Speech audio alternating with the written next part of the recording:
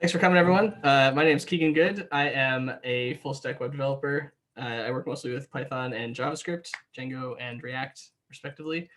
I've been writing code for almost 3 years, and I've been using Sass for about 2.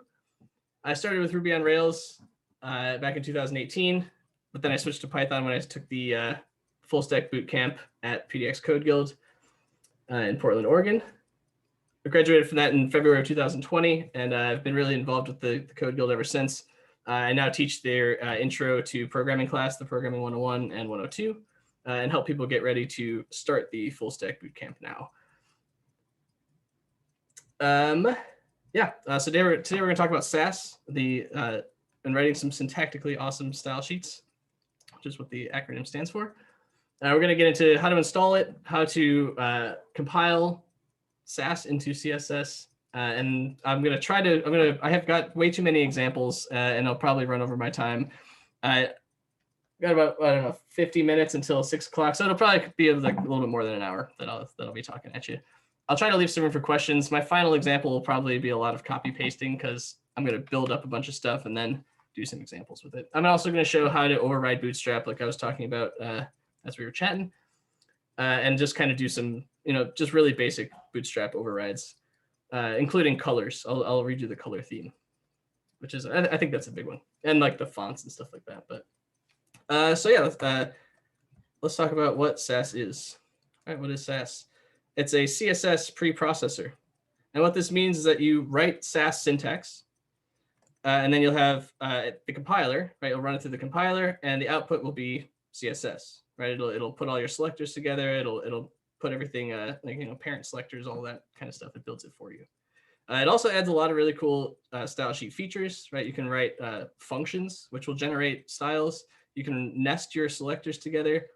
You can create mixins, which are like reusable bits of styles that you can actually give parameters and pass arguments to, so like if you're setting up like Flexbox or something, you can pass all the individual values to it and it'll compile differently for whatever selector you call that with.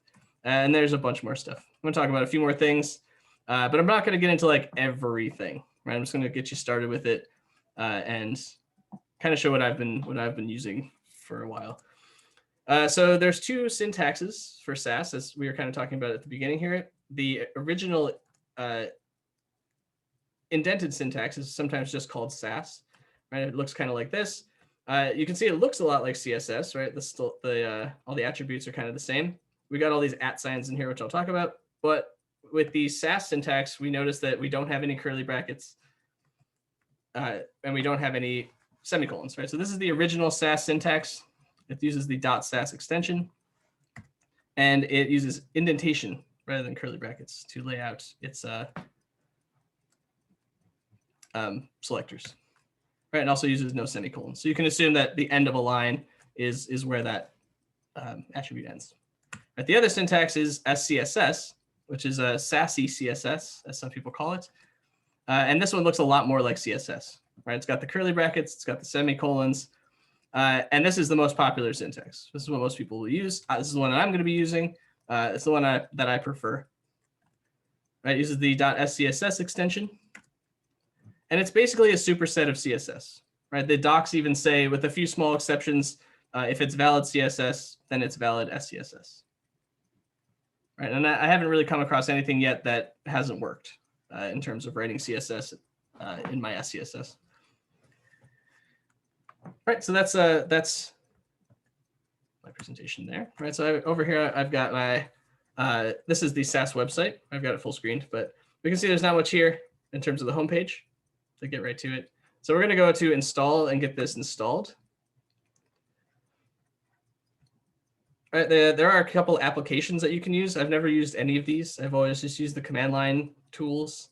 And there is even like a VS Code extension that will compile Sass for you, but it's a little bit dated in terms of the syntax that it accepts. So I'm going to be using this node npm install command to get that running. Right, we'll go through that here in a sec. So on my next screen over, I've got my VS Code window, and I'm just gonna dive right in. I'm gonna get it installed and start writing some stuff here. So just real quick, I did do some setup. I've got a folder of images, which hopefully I'll get to my final example here. It might be a lot of copy pasting, but I'll work through everything before I get into that. And then I've got a bunch of HTML in here, right? Bunch. I've got some Bootstrap components and some stuff that I made up, navbar, and some other things like that to show some different examples. And I'll be targeting that with my styles here to get that styled up. Full screen this too. So I'm going to open up my terminal here. Close that out. And I'm going to do that npm install -g Sass. I'm going to install it globally. And it's already installed on my machine, so this should just say that it's already installed. And that's groovy. So now we're all set up. That's all you need. Right? The Sass is installed. The command line tool is ready to use. So I'm going to come over here to my file tree here and create. I'm going to create an index.scss. And let's just write some Sass here. So let's say I had like a container. And so if I had something inside this container, right, if I use CSS, I'd have to, if I wanted to target that inner thing, say I had like a box or something like that, I'd have to write container and then .box, right, to target that. And if anyone that's written any amount of CSS can know that this becomes a pain in the butt really quick, which is where Sass really shines here. So instead of doing that, we can nest this selector together, and we'll do box inside. Right, so this will target the box inside of the container, or all boxes, right? All divs, or all elements with the class of box within this class of container. All right, so I'll just set like a background color to slate gray or something.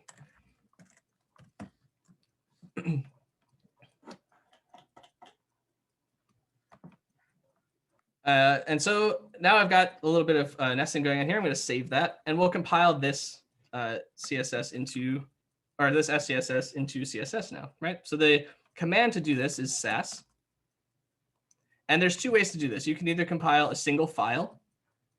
You can do one Sass file into one CSS file, or you can do an entire directory, right? So you can target a whole directory, and it'll find all the Sass files within it and compile them.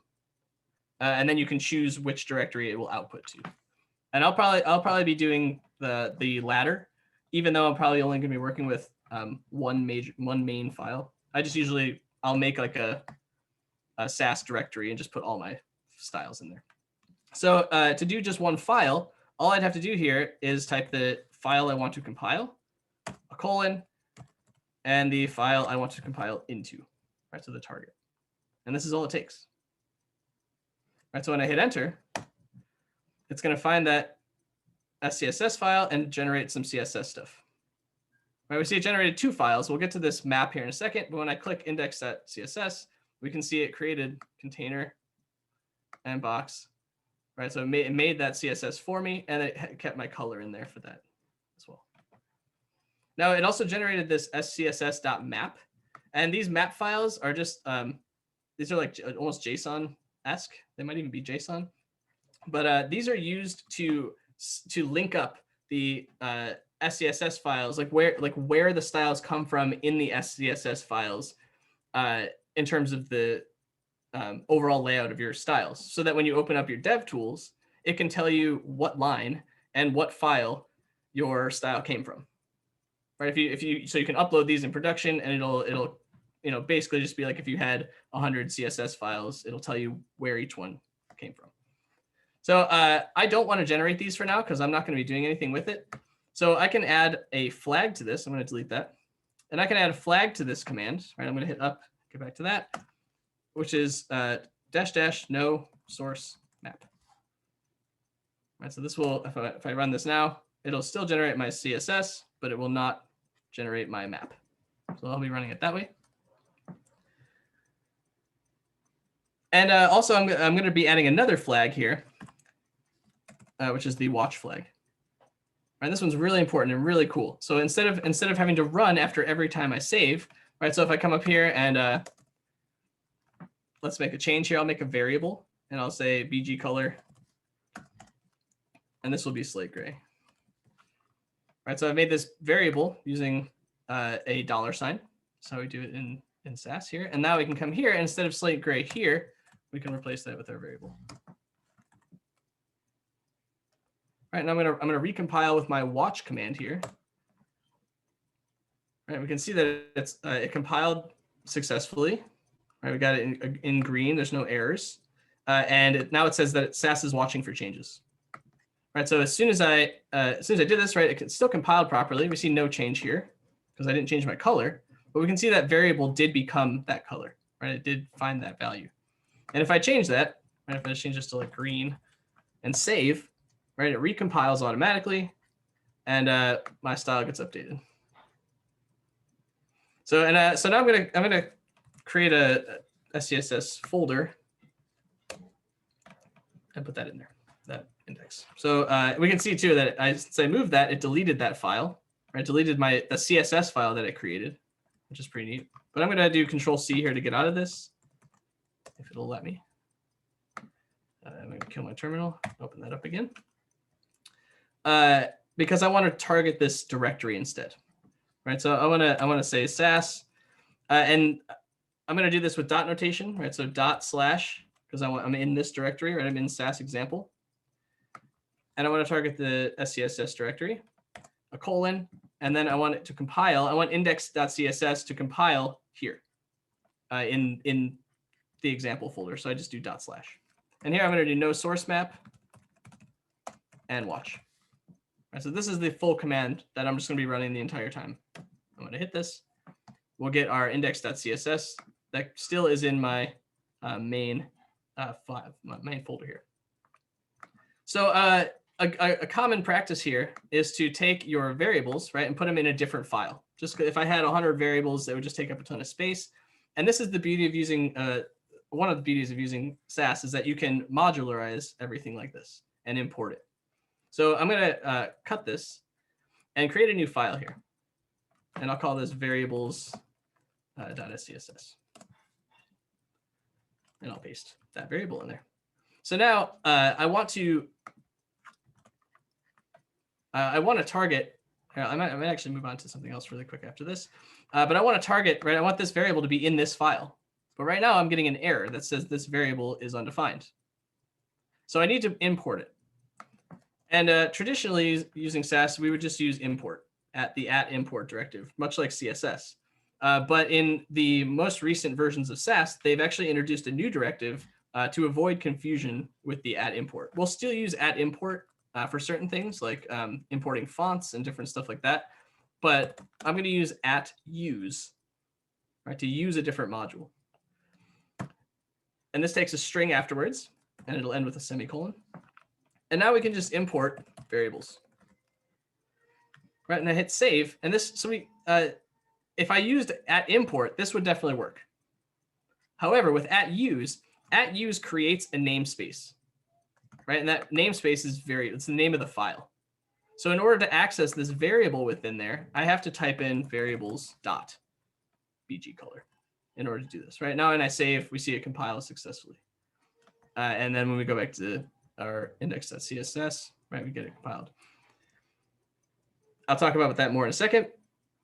But what we can see here too is that we now have two CSS files, right? It actually generated variables.css. And this really isn't what I want. So when I click this, right, we see that it's empty because all the variables in CSS just become the values that they contain. And so I don't want this to generate. And so what I have to do here is actually create what's called a partial.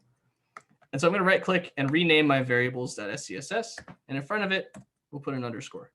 And that's all it takes. Right, so we see down here, it deleted variables.css, right? Because now it's just importing that into index, right? Since I made that partial.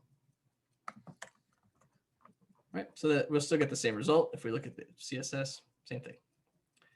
So if I want to change this namespace, right, I can use as, and I could change it to like V to shorten it, and that would still compile successfully.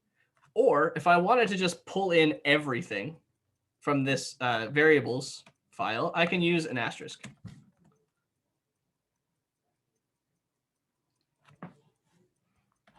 Right, so this will pull in everything. And now now we can see that v.bg color is not defined.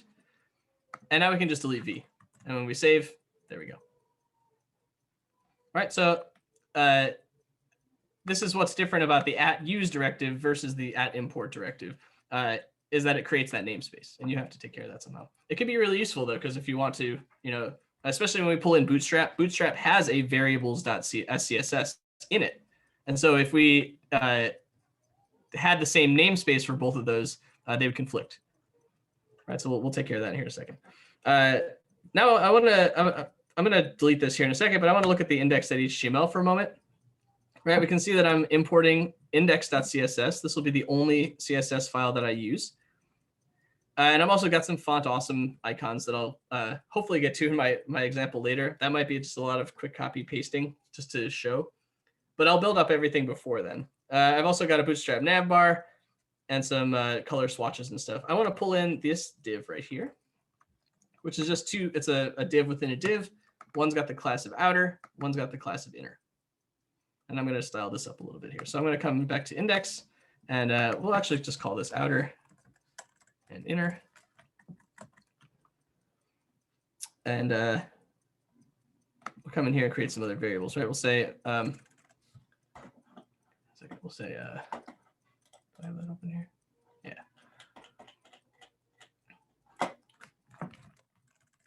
Right. Outer box, BG, inner box, BG. All right, we're going to make this dark slate gray. Inner box BG will be teal. And then I want to set inner box hover color. And this will be turquoise. Just some variables here. All right, we'll come back to index here. Save that. And let's do some styling here. So I want to create this outer box. We're going to make it height 200 pixels, width 200 pixels. And the background color will be outer box BG. Right, and I have access to this because I pulled this in with an asterisk. Otherwise, I'd have to use that namespace. And this will be inner box BG, just so I don't break it. And I have this running here over here.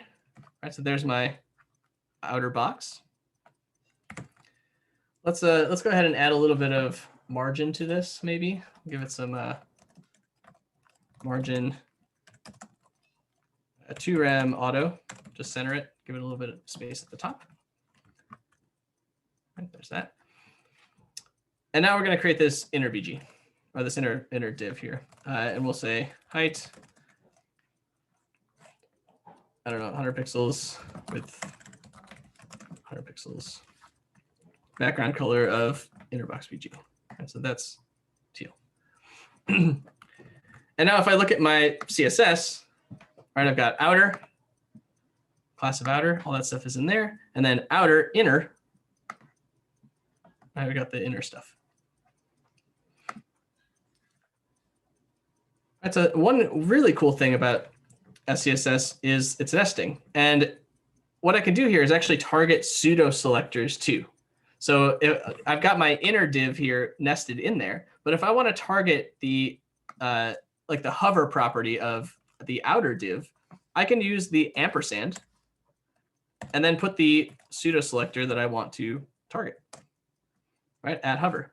And here we'll just make the background color. Oh, actually, I want this to be the inner one. I apologize. And so this is actually really cool. Let's do this background color, inner box hover. That's that variable I created before. And I've got this in the wrong spot, right? So if I wanted to switch this with CSS, I'd have to change, the preceding selector, because I would have had outer colon hover. But now all I do is just grab this and move it into the nested inner div here. And when I look back at my CSS, right, it creates that for me. Oh, and if I go over to my example here, right, we get that hover effect.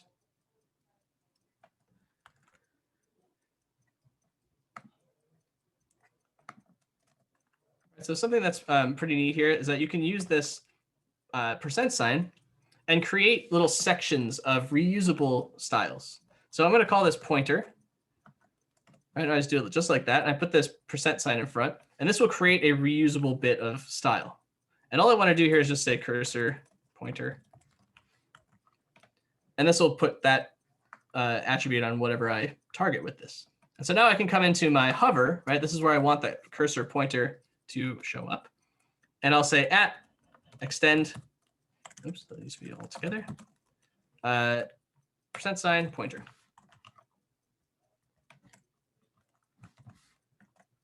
Right, when I do that, and I look at my CSS,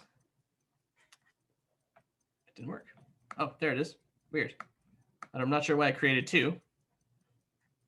Don't know. But there it is, cursor pointer. Right, it's getting the same thing. And when I go over to my example, now we get that pointer when we hover.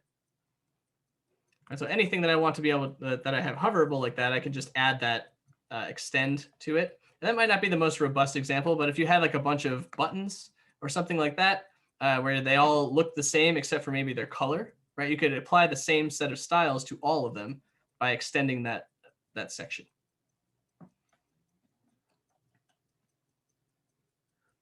So now what I want to do here, I want to add some more things to this. And I'm going to, I want like to, so I'm going to go back to my example. I want this box to be all the way in the center. So I'm going to do some flex box stuff to put that centered in the X and Y axes. I want to build, I want to make border radius happen for these things. I want to be able to customize the border radius.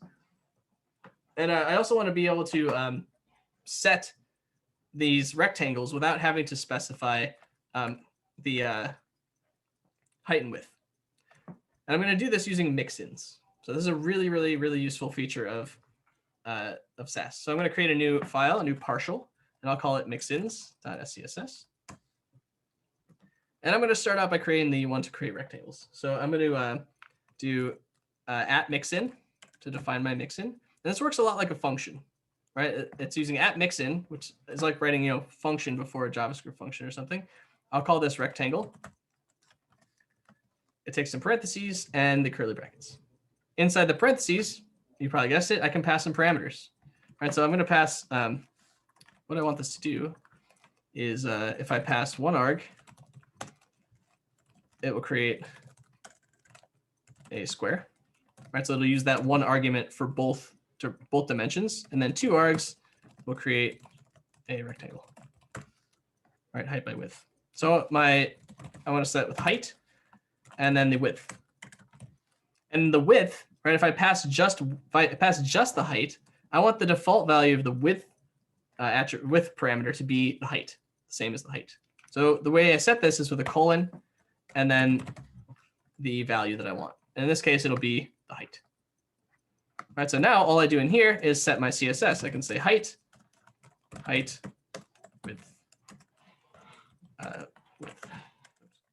$sign. And that's it. Right, so now I can reuse this bit of code, this bit of style wherever I want. I'll come back to index, and here we see I've got height and width here and height and width here. So I'll use it in both spots. I need to pull in my mixins. So I'll say at use mixins as asterisk. So I just want them all. And now I can use the include. I'm going to move this down a little bit to give myself some more room. I'm going to use the at include directive to include that. And so I can include rectangle. And I'll delete height and width here. All right, and we'll make this 200 pixels. I'll pass just 1 because I want to create a square. Actually, let's pass 2 for now. I'll do 400 pixels. Oops. All right, so I've set both. That's the height and the width. And when I go back to my example, right, it's wider than it is tall. And now we can do the same thing for that inner div. Right, instead of 100 here, we can just say at include rectangle 100 pixels. And it'll look exactly the same. All right, same thing. So now anytime I need to make a rectangle, I can use this at include rectangle mixin and do that. And I'll be using that more as we go through. So I want to create a couple more of these because I think they're really cool. Just real quick, I want to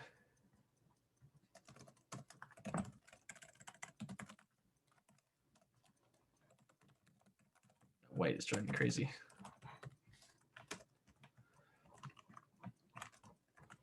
Much better. So let's see. Let's make this a square too, and go back to our mixins. So I want to create one. The next one I want to create will target the flex side of things.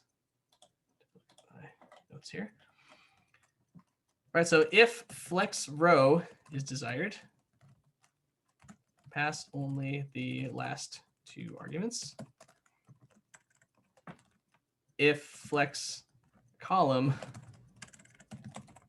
desired, pass the first as well. All right, so we'll set this up much like the first, where it can work in more than one way. So I'll just call this flex. And in here, we're going to pass a few parameters, right? We're going to pass the direction that we want. And by default, this will be row. So if I don't pass it, it'll choose row by default. And I don't have to have this as a string because I'm using, I think it'll still work if you have it as a string. But since it's all CSS, you don't need it as a string. And then I'm going to pass align items. And this will be flex start. I think it's the thing for that. And then justify content.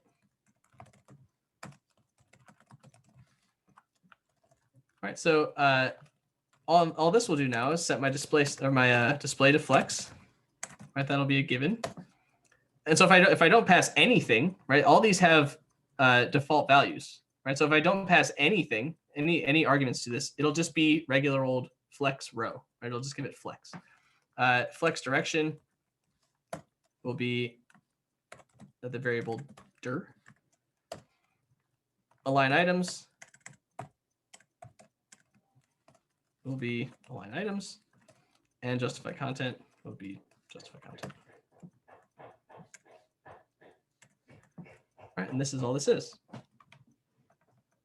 So if we come back over to our index, now I can include, I have mixins already pulled in, so I can just come in here and include flex. And the outer one, I want that center box to be in the middle. So I'll say dir column. I guess I could really do it either way. And then I'll say center, center. All right, that'll fill in those other two. And I don't even think I need dir in there if I send it like that. All right, so now if I look back, we're centered. And if we look at the CSS, right, that outer div got all the flex stuff.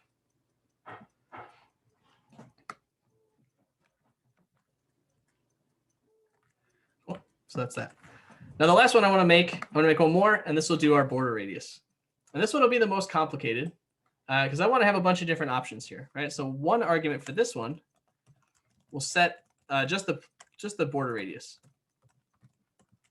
right? All the border radiuses. Two args will set top and bottom, right? It's the top two corners and the bottom two corners will all be the same as each other. And then four args will set top left down right, or top right down left, right? Like all the other CSS selectors do. So I'll say at mixin border radius.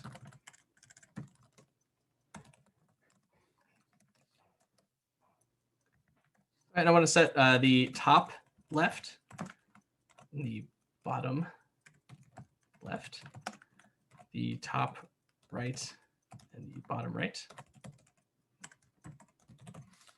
And I want some default values here. So if it's only two, right, I want the bottom right and top right to be the same as the top left and bottom left. And if I only pass one, I just want to use this top left. So this one by default will be null. And so now I can, this is going to take one of two paths, right? If bottom left is defined, it'll set more than one thing, right? I'll set all four border radius attributes. If not, I'll just set border radius. So I can use if, right? I can do conditionals here. And I can say if not bottom left, right? If that's null, if I don't pass that, if I only have top left, then I'll set the border radius to the top left value, and that'll be it. Otherwise, I'm going to set border top left radius to top left. I'm just using a lot of autocomplete here. Border top right radius to top right. Border bottom left radius to bottom left. And border bottom right radius to bottom right. All right, we'll save. And this is it. So this is the one. You can see this is pretty complicated, right? We got a bunch of different things we're passing in here, and it allows us to use this a bunch of different ways.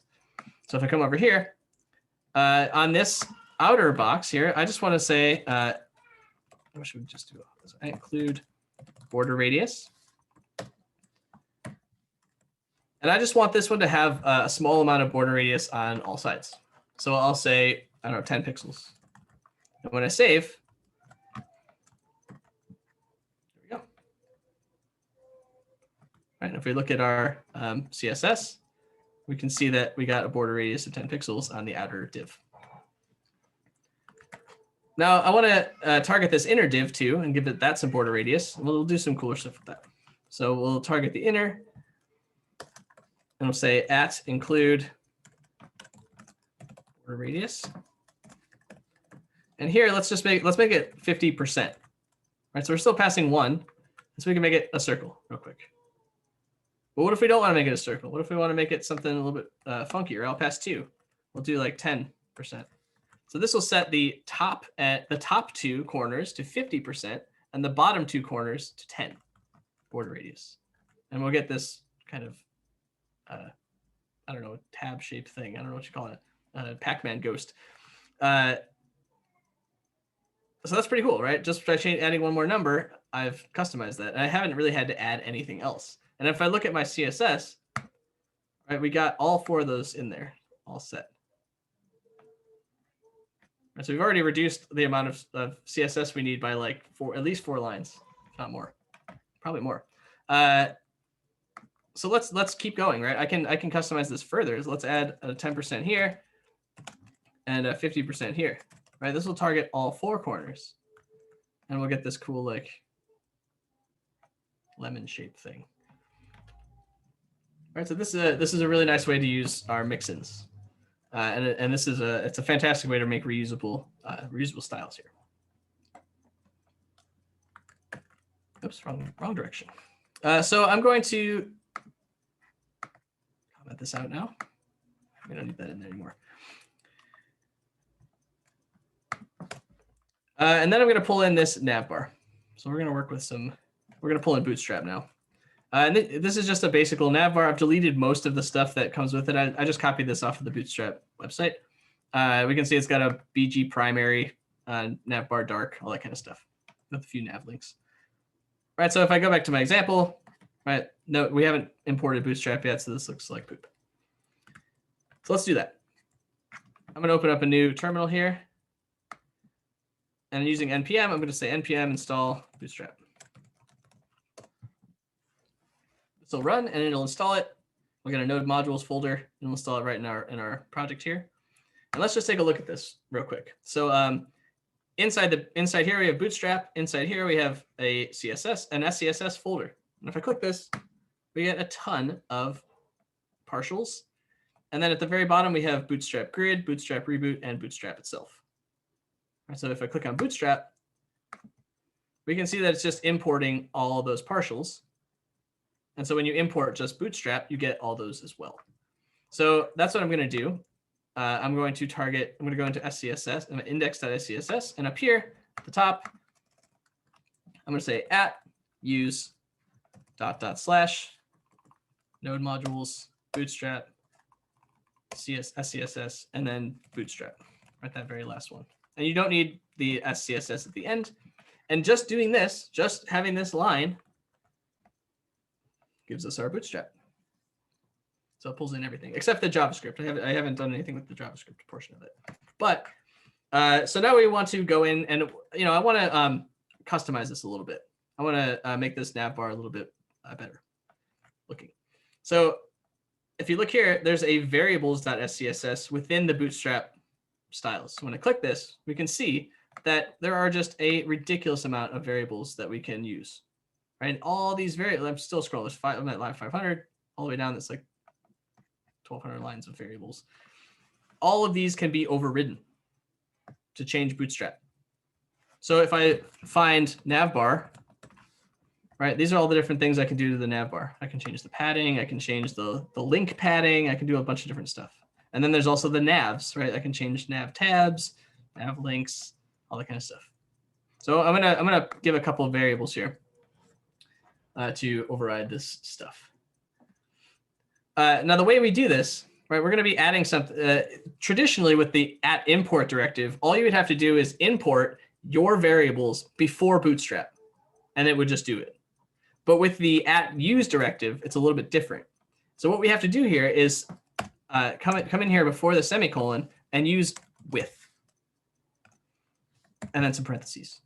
And this gives us a little like portal, a little gateway into the Bootstrap setup. I can give a new line here. And this will allow me to pass variables in here to override them. Right, so the first one I want to override is the navbar padding y. And then it's a colon. So this is set up like it's set up like a hash map, set up like a Python dictionary or a JavaScript object, right? It's keys and values. And right for that variable, we're going to give the value. Let's just do 2 rem, and not a semicolon but a comma. And when I save that, right, we got this nice fatty navbar up here. So let's keep cruising. Right, I want to override the font. So if I go into variables, that the variables here, and I look for find font. What is it? Font family. There it is. So this is the overall font family for the entirety of Bootstrap. So if you want to change your base font family, this is the variable for you. And we can go into index, paste. And actually, before I do that, I need to pull in some fonts. Right, so I'm going to go into my variables. And I have actually, over here, I have some variables pulled up. Save. So what I'm actually going to have this, I'm going to have this pulled up behind the scenes so I can copy stuff in. I've just got a bunch of variables in here. So we'll see that in a second. And I'll copy this. This is just a Google font and put it over here. Right, I'm pulling in Open Sans and Railway. And then I'll set a couple, I'll do it above here.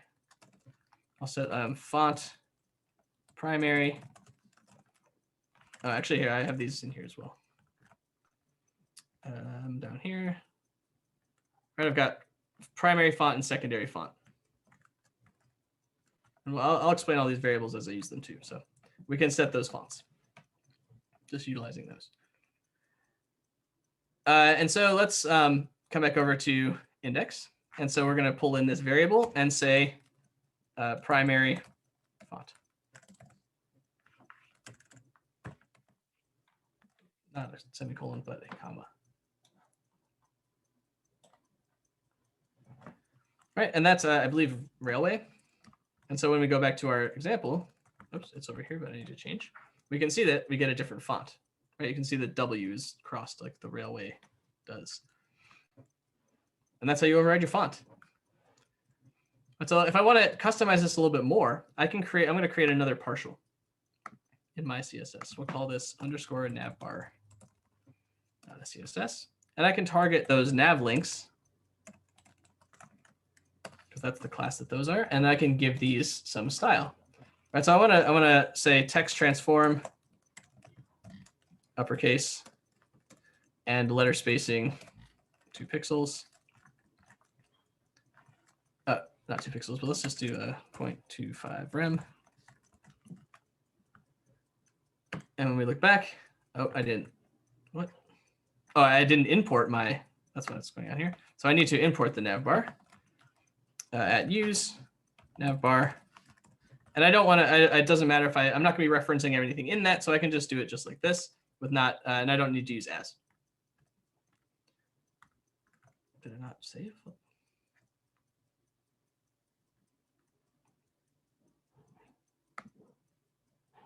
Oh, I did nav links plural. That's what's going on. All right, so now we get capital and uppercase, the capital letters and spaced out a little bit more. Now, what I want to do here is I want to change the font size, right? But I want to do this programmatically. So I'm going to come into my variables, and I'm actually going to grab a couple of these variables first. So I have up here, I have a couple maps laid out. Right, I've got a base size set and a couple maps laid out. So these are the same thing as like our hash maps, right? It uses the key and the value. And this will give us access to these things, and I can refer to them just with the key. So I'm going to copy all these. Right, we see that we've got a base size of 16 pixels, and then that base size is used to calculate some font sizes. Right, multiplying by 2.2 gives us the large, 1.7 gives us the medium, and 1.1 gives us the small. That's all. Copy these and come over here and do variables, and we'll paste that down here.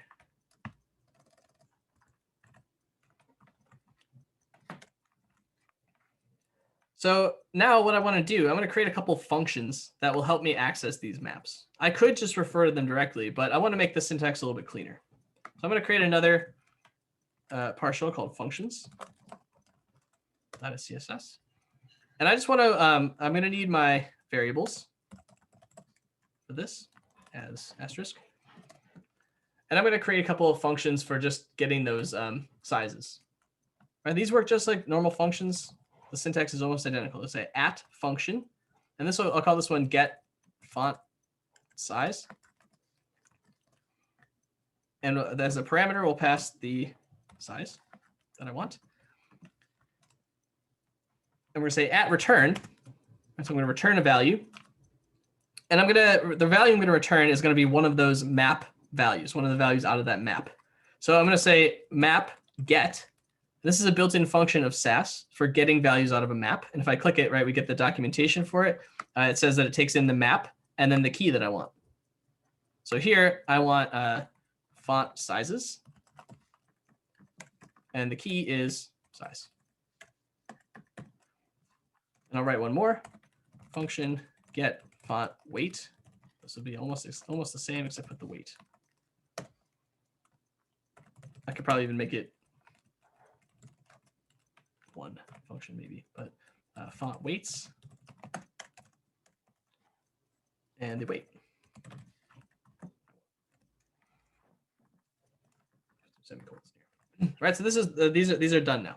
So now I'm going to go into my navbar, and I'm going to import, not import, but at use functions as asterisk.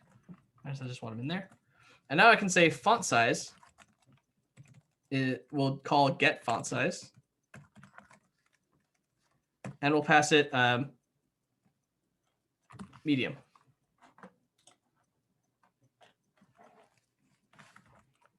We'll say font weight. Let's just check that real fast. Make sure that worked. Right, much bigger font. If we change this to large, but even larger font. And so it's just using that map to get those values. But to me, this is a lot more readable, right? I'm getting the medium-sized font. I don't have to worry about what that is. Right? I'm not typing. I don't have to go in there. And if I want to change that medium-sized font, it only exists in one place now. So I can go into font weight and say get font weight, and we'll do thin.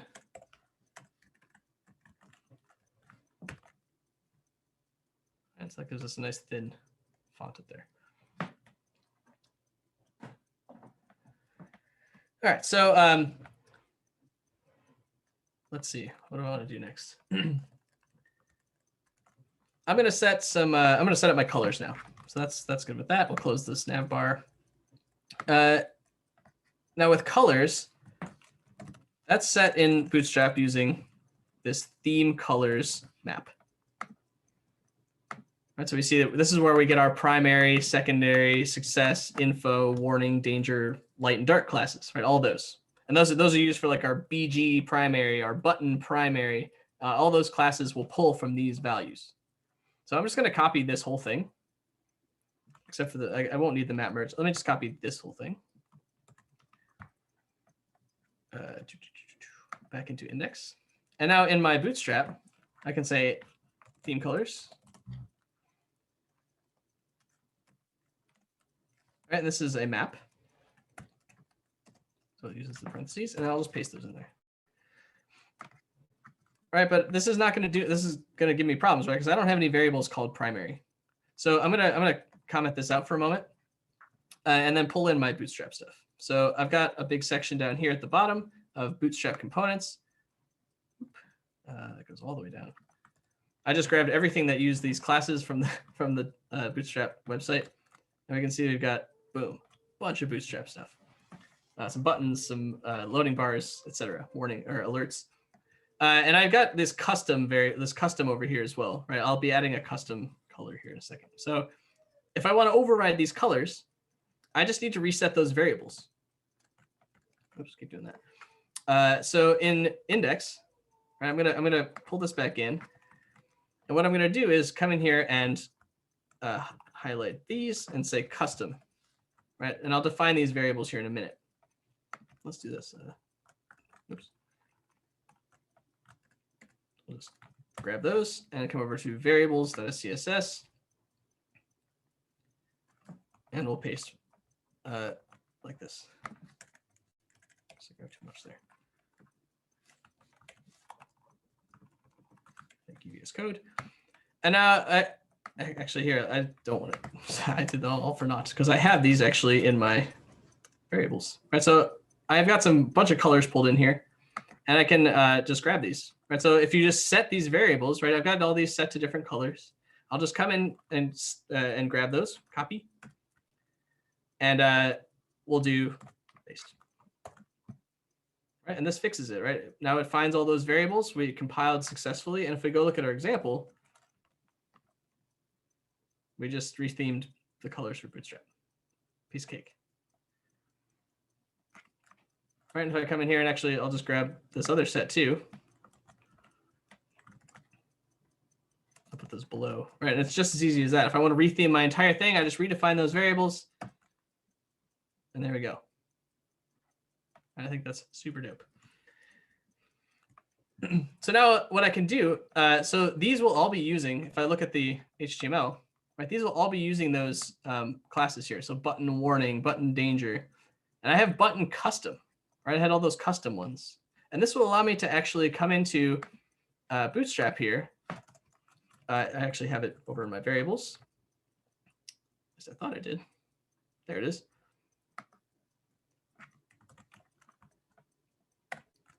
And I'll pull this in. Now this is using another built-in function from Sass, adjust color. Right, and this one, if I say adjust color, so this basically gives me the ability to target a color. That'll be the first argument. And then it gives me access to the hue, saturation, lightness, alpha, and RGB values for that color. So I can customize those and change them, and it'll make those adjustments, right? So this one is adding 90 degrees to the hue, 50% of the saturation, and 20% of the lightness to make it a little lighter. And this should be a comma. Wait. Actually, this is in the wrong spot. It should be in variables. All right, so that's what that's doing. And we'll see this in a second. I'm going to come into my index.scss, into the theme colors, and I'm just going to say custom. Right, I'm going to add a custom color, and that will be pulled from the variable custom color. And this is oh, I don't have a comma after dark. And this is all it takes.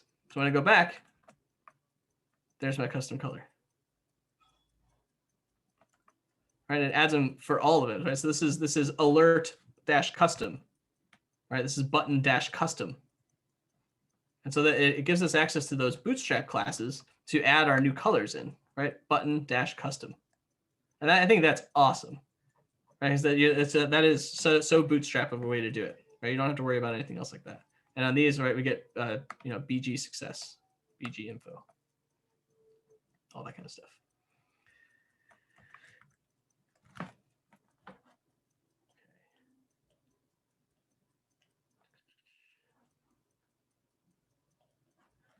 Cool. So now what I want to do is pull in these color swatches. Right, I've got these swatches in here, and these, I don't think these will even show up right away because they don't have any style, they've got nothing, but they're numbered, right? 1, 2, 3, 4, 5, 6, 7, 8. And so I want to use my custom colors, to style these, right? To give them color. And so let's just start off by giving these a little bit of beginner style here. So I'm going to come in here and target my, some room that has a swatches class around that. And for that, we'll @include rectangle of 5rem. Oh, sorry, not 5rem, but oh, I guess I don't even have it on there. That would look in the wrong place. So we'll do @include. We're going to include flex. Right, we want these to be centered in the middle horizontally. So we'll say justify content center. Right, so it'll be row and justify content center. That'll shift everything into the middle. And then we'll do swatch. And for now, we'll just do background color, black. @include rectangle. Right, my rectangle mixin. Here we'll make this 5rem. And we'll @include border radius. And we'll make it that cool shape.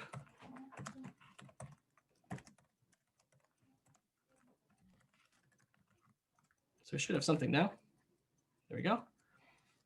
There's those swatches. Let's give them some margin.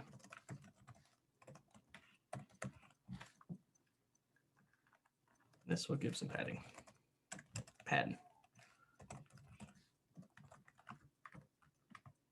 Cool, so it looks a little better. Now what I want to do, I want to come in here and programmatically style these using Sass, right? So I could, theoretically, if I wanted to change the color, use those BG primary, BG success classes. But I'm going to do this instead using a loop, a Sass loop. So in my variables, close out functions, close out mixins too. In my variables, I'm going to come back over here. I've actually created a list. Right, so this is a list in Sass. These could all be on one line, but they're just separated with commas. There's a semicolon at the very end. And I'm just putting all of my colors in there, right, under a variable named custom colors. And this is what I'll use to make this work. So down here, still within swatches, this is where I'll do my loop. Right, so since I have these labeled 1, 2, 3, 4, 5, 6, 7, 8, I'm going to be able to target those numbers and do this programmatically. So in index, I'm going to write a for loop. @for, we need to set the variable, which we'll call I. And then we need to set the range. So from 1 through length of the custom colors list, we're going to loop. Right, so it'll loop. So in Sass, our indices start at 1. I don't know why. It pains me. It hurts.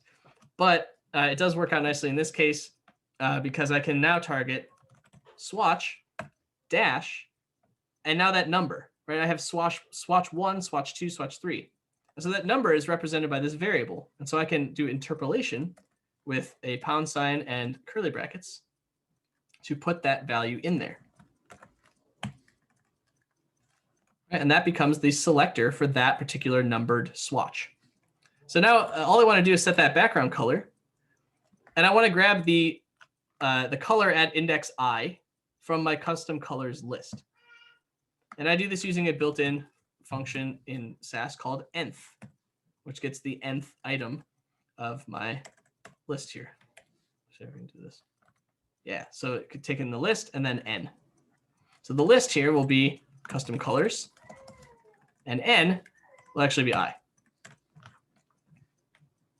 Right? And that's all that it takes. So to style all those swatches, what custom colors?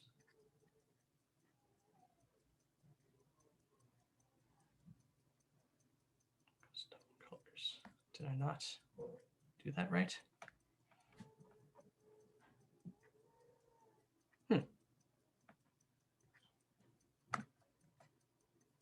Oh, I didn't. That's what I did. I didn't copy this over. So this happened to me so many times working this out too. I'm like, what's going on? Oh, I'm working in 2 different files at the same time. All right, so I copied that over. There we go. It compiled successfully. We'll go back over to my example, and boom, there's all the colors. All right, so it did a loop and went through them all. And now they're styled using my custom colors here. All right, so if I go back over to my index.css, not only are we going to have all the Bootstrap junk in there, right? Now this file is huge. This is probably like 10,000 lines now, right? This is all Bootstrap still so far. So if I go down and I look for swatch, there we go. And now we have swatch 1, swatch 2, swatch 3, and it just has those colors in there. Right, so that's pretty neat, I think. Saves you a little bit of writing, saves you a lot of space. So I've got a few more minutes here. My intention here was to use all these colors now and stuff to build up a little example. And I'm probably just going to paste in most of these styles because I don't have time to write them all out. They're all pretty straightforward, and I've already used all the stuff that I've been doing with it. The one thing I'm missing here is my last color scheme.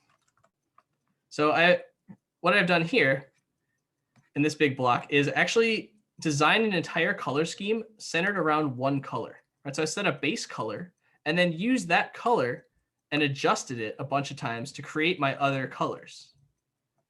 And so I'm going to copy these over.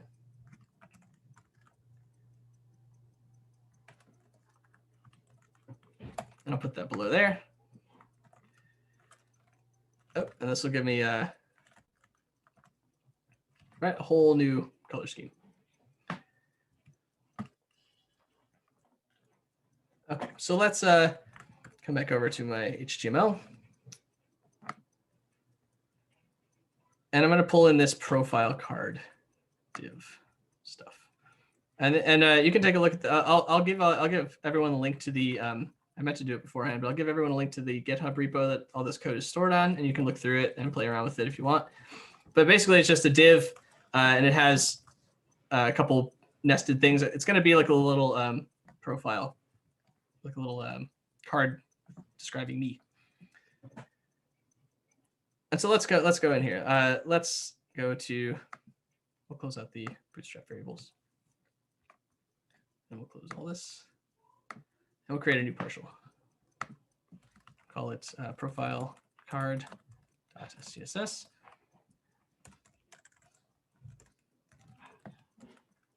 And we'll target that profile card class. So I'm going to come over to my, right, we can see it's just junk right now. I have a bunch of variables set aside for this. So I'm going to grab these. Again, I'm probably just going to be copy and pasting most of this. So I'm running low on time, that's why. Right, and this is just, I'm adjusting some colors. I'm just setting, basically, I'm using all the colors, like the custom success, all the custom colors I made to do all these variables here. And so I'll come back over here.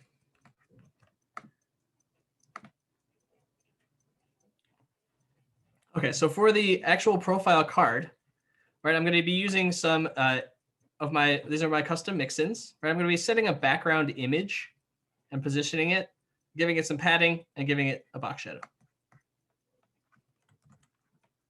And this saves me so much time to do this, right? Because I just come over here and I mean using the mixins, which I'll need to pull in. use mixins as asterisk.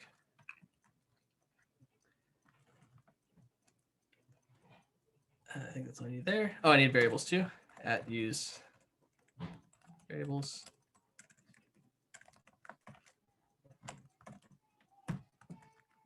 Go back. What? Oh, I need to import it into index. right? All of them will need to be included because they're all partials. So I'll say use profile card. There we go. Go back, and I've got the beginnings here. So that's my background image. Inside that, I am going to have a panel. Let's come back over here, actually. Right, my panel is nested within that div. Again, it's just a rectangle. I'm adding some background color, and here I'm adjusting this background color with a little bit of alpha. Right, I'm reducing the alpha 0.8, so it'll be a little bit see-through, actually quite a bit see-through. And I'm adding an inset box shadow, which will be pulled like up with these pixel things here. And then I'm also setting the letter spacing. So down in profile card. Inside my profile card, I just paste that. We'll save.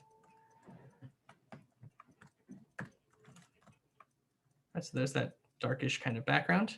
That inset box shadow is pretty cool, I think, because of that Misty Mountains kind of feel. Sorry, I actually want to be over here. And I'm going to create a circle that'll have my face in it. Right, so this will be like my introducing myself. All this is setting the rectangle, right, make it 200 by 200 pixels by 200 pixels. We're giving it a border radius of 50%. Again, setting a background, an alpha background using adjust color. And then we've just got a variable for the border color. Right, so we'll kind of pull that over, paste that in. I apologize for not having enough time to write all this out, but you get the picture, right? We've already seen what these mixins will do. If we come over here, we get this nice circle. And if I come back into index.html, and we can set images, /images, headshot. There we go. Hi. So that's looking pretty good.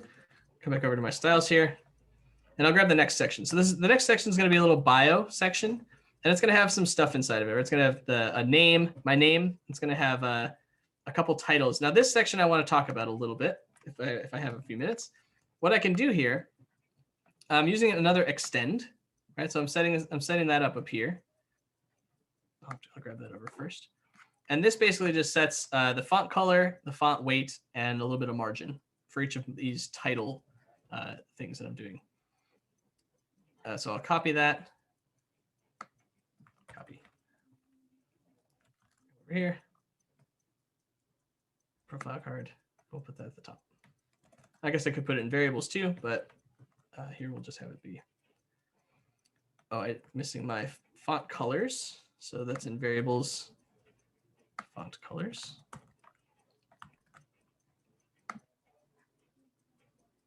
Those will have to be below my colors, so we'll put it there. All right, nothing too much has changed yet. But let's copy those styles here. Oops, back over here. Panel, bio. So we'll start with the bio section.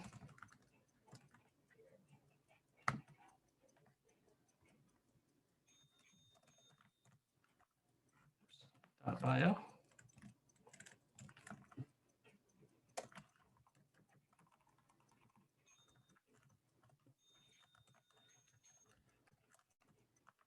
With this kind of greenish background.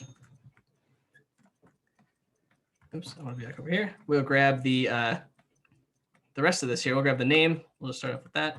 Nothing much to see here. We're just setting the font weights and font sizes and the font color. This will be inside the bio. Save that. That'll set my name. Now these full stack developer and autodidact things are the titles. Right, so one is a little bit larger, one's a little bit smaller. And we can see here that I'm using that extend title, right, to set the color and the font weight and the margin for both of these. And now if I look at the HTML for that section, right, what you can do here, where is it? Here. So we have the class of title, and then another class of title-main and title-sub. Right, so it starts off with title and then it has title-main. And if I go over to profile card, we can see back over here actually that when I do this, I'm using the .title class, and then in here I'm saying &-main. And what this is doing is saying, you can see it's targeting title-main.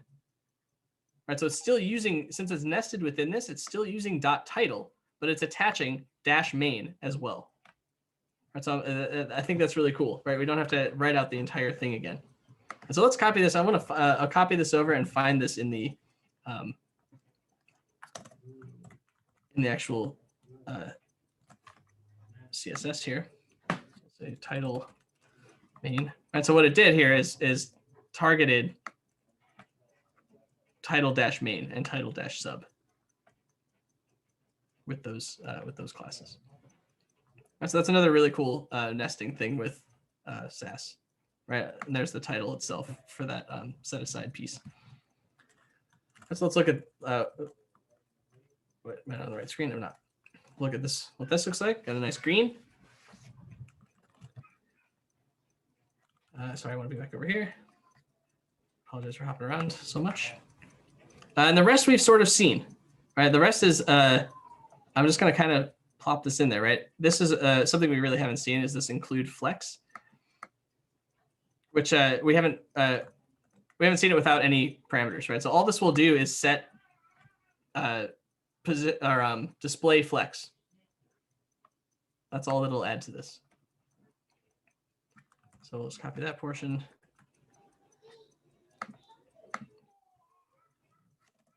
Here. I need a closing curly bracket.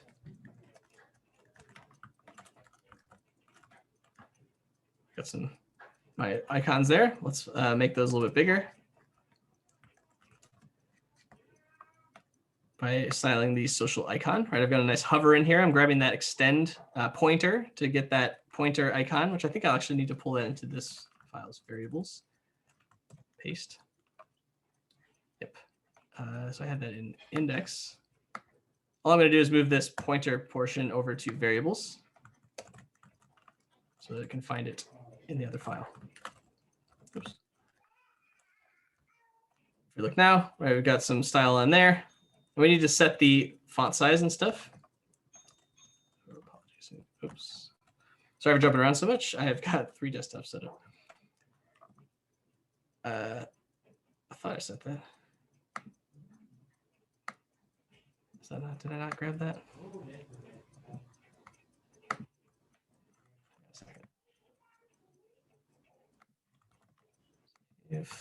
Save. Font size large. It should be doing it. What?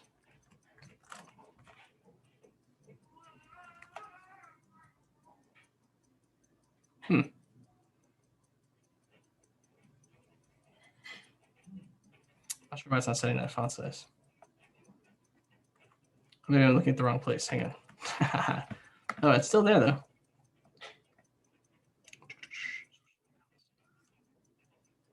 Anyway, I'm going to keep on moving. I don't really have time to debug that right now. I just want to grab the rest of this, the skills. Put that in there too. All right, so this is all the same stuff, right? I'm just using the rectangle mixin, flex, and we pull it in. What?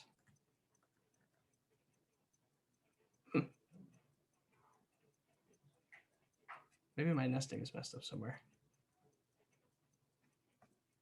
Oh, I bet you that's what it is.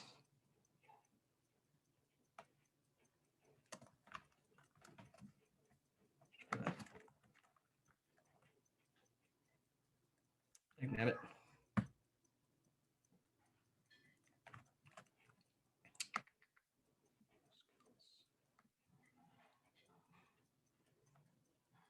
Yeah, it's like, what I'm going to do is just snag this whole thing. All right, I've already written it all in there anyway, so we'll just do that. There we go. That's what I wanted it to look like. And there we go. right? So if we look at the actual sort, like the actual styles, they're so much smaller than they would be, right? All of this flex and rectangle stuff would add so many lines of our styles. This extend stuff could be a ton. And if we look at this, the CSS, right, for all of it, it is a lot more, right? Because it's adding all that in there. So this is really cool, I think. Now, the final thing I want to do before I take a couple of questions, I have to be out of here by 6:30 at the very latest. Thanks for sticking around and seeing everything that I had to present here, albeit a little bit rushed. I have a class to teach at 6:30. So what I want to do now, right? So remember, I had all of my colors themed around a single color. But it organized all these a little bit differently. So this base color is styling all of my colors.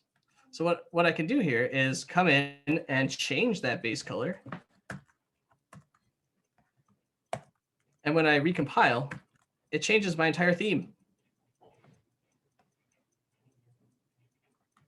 Right, and what I want to do actually is come over here and change my background here. I have a couple other pictures, right? I can just do clouds. Voila. Right, and Bootstrap, all the Bootstrap stuff changes too. So it's retheming is as easy as just changing one color if you do it this way.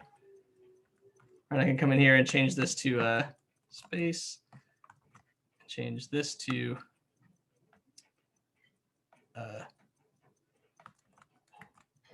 comment these out actually. Man, I wish I had this.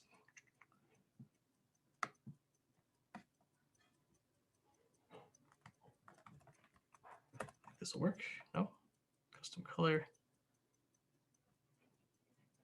Let me delete that one in there. There we go. And we got a third theme. All right, if we come in and change it back to this one. Yeah, fourth theme. So it's really cool. I do have a couple minutes for questions if anybody has any. Keegan, I only have one question. I noticed that you used only classes and no IDs. Is that something specific with Sass, or can you use it? Okay. No, I just chose to do it that way. Normally when I do that, I use IDs for stuff that only happens once. So like probably for that profile card, if that was the only one, I would probably use it for that. Or like, I usually use it for like layout stuff, like main content and the nav bar. I might do that way. Okay. But yeah, that's the way that I roll with that. I read a lot about the debate on that kind of stuff too, going with this, and there's a ton of debate on it, and I don't think there's really a good way. There's no one answer that will.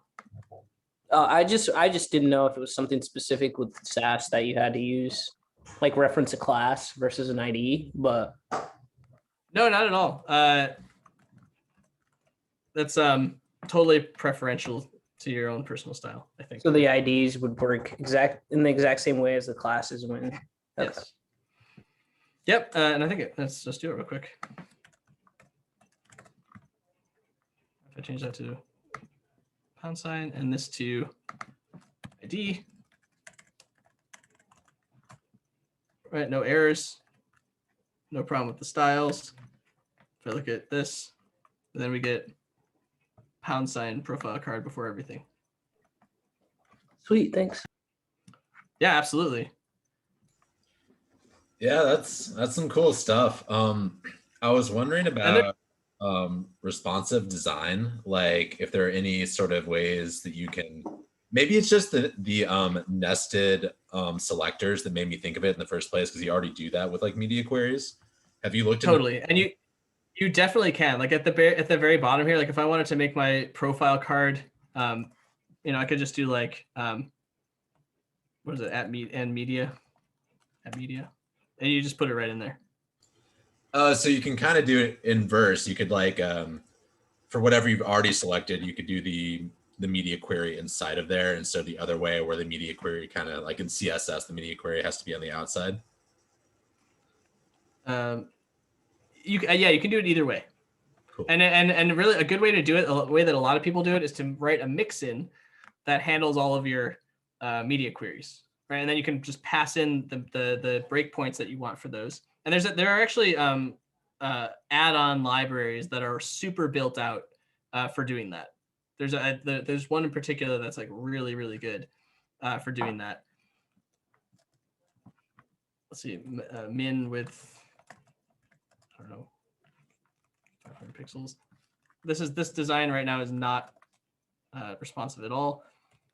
And we'll do profile card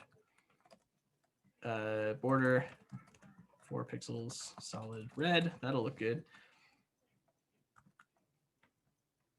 And then let's see if I can do this here. Let's just zoom in. Nope, don't know how it works.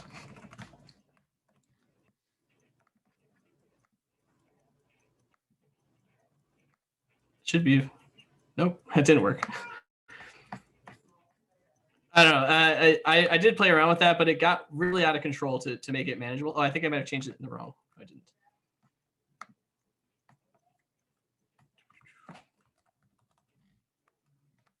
I did this sea of Bootstrap CSS here. Jesus.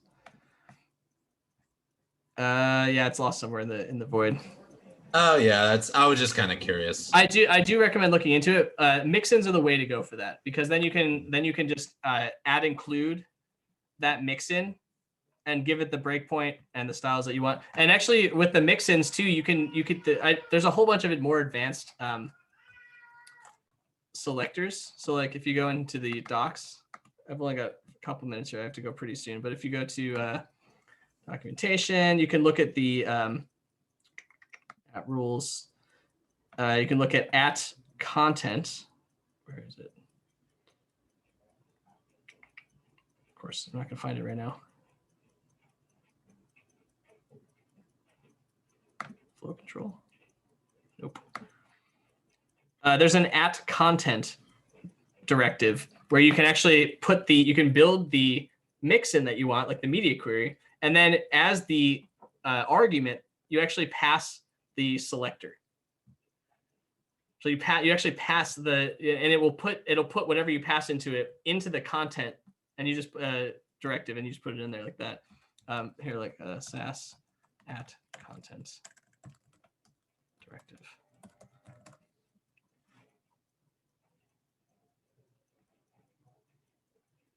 So we're gonna get the official Sass version, but whatever. All right, so you can do this like you can set a mixin, apply to IE only or whatever, and then at content, right? And then you would do at include the mixin name, and that would become your selector, right? And then you could pass it logo, and logo would take up, it would become the content within here.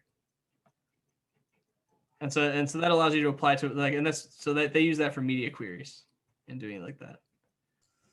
That's cool stuff. Yeah. Anna asked about the GitHub link. Oh yeah, I got you. Drop that in the chat before you have to go. Yes, I can do that right now. I'm also, for people who came late or something or want to watch it again, there's our YouTube channel. I'm going to publish this probably sometime tomorrow, maybe next week. This is the repo for it. I'll put it in the Zoom chat. Actually, I think I have to stop sharing to get that up. All right, I'm going to stop sharing my screen now. That's all I got. Thanks, everyone, for hanging out and watching.